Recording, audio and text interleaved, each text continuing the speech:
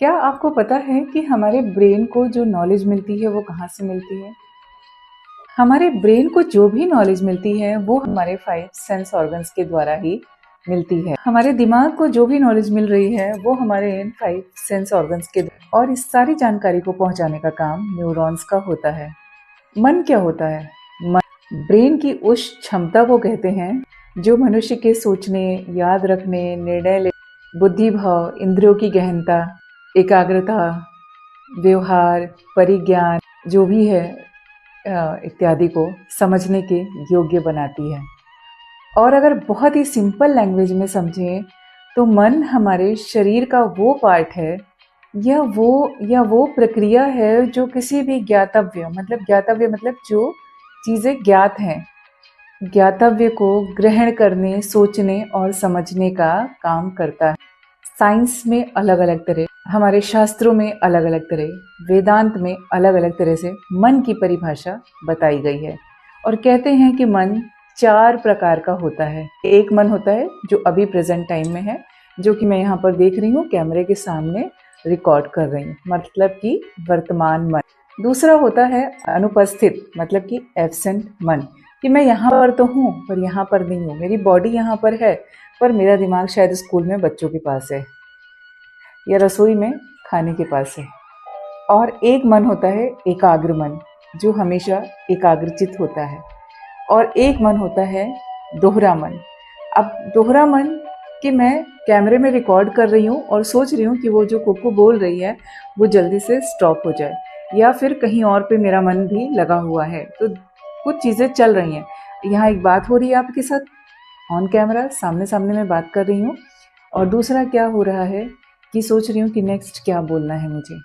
तो 2 तरह के मन, और अलग अलग परिस्थितियों में अलग अलग तरह से भी हो सकता है। तो एक हो गया प्रेजेंट मोमेंट में रहने वाला, एक हो गया एब्सेंट मन जो गायब होता है, कहीं पर है कहीं पर। तो उसके अलावा भी चेतन, अवचेतन, इन सब के बारे में मैं आपसे डिटेल में शेयर करूँगी, क्योंकि ये जो छोटी छोटी डिटेल की चीज़ें हैं, जो बारीकी है ना, ये हम सबको समझ में आना चाहिए। क्योंकि अगर हम लाइफ में चेंज लाना चाहते हैं, किसी चीज़ को बदलना चाहते हैं, किसी चीज़ को अच्छा बेटर बनाना चाहते हैं, तो पता है सबसे इम्पोर्टेंट क्या है? सबसे इम्पोर्टेंट है अपने अंदर चेंज लाना। सबसे पहले खुद को बेटर बनाना, खुद के ऊपर फोकस करना। डायरेक्शन देती है, अलाइन करती है। तो अगर हम कुछ चेंज लाना चाहते हैं, कुछ अच्छा करना चाहते हैं, अपनी लाइफ में अच्छा करना चाहते हैं, अपनी लाइफ को बेस्ट बनाना चाहते हैं, कुछ पॉजिटिविटी ऐड करना चाहते हैं, तो हमें फोकस कहाँ पर करना है? खुद के अंदर करना है। हमारी हर एक्टिविटी, हमारी हर प्रतिक्रिया हमारे से होकर गुजरती है, हमारे जीवन से होकर गुजरती है, और वही हमारे लाइफ को डायरेक्शन देती है, अलाइन करती है। तो अगर हम कुछ चेंज लाना चाहते हैं, हम किसी सिचुएशन को कैसे देख रहे हैं, या उस सिचुएशन का हमारे ऊपर क्या फ़र्क पड़ा, या उस सिचुएशन पे हम कैसे रिएक्ट कर रहे हैं, उन सब का असर हमारी लाइफ पर डायरेक्टली और इनडायरेक्टली ज़रूर पड़ता है, और उसी के अकॉर्डिंग हमारी लाइफ आगे बढ़ती है। तो हमें कोशिश करना है खुद को अच्छा बनाने की, खुद के ऊपर थोड़ा होमवर्क करने की। कहते हैं बूंद बूंद से घड़ा भरता है। वो छोटी छोटी जो कोशिश होती है, जो एक छोटे छोटे बूंद के समान होती है, हम अपनी लाइफ में रेगुलर जब उन चीज़ों को लेकर आते हैं, तो एक टाइम ऐसा आता है जब हम अपने आप को देखते हैं और तब समझ पाते हैं कि शायद हमने लाइफ में अपने लिए क्या बेस्ट किया है।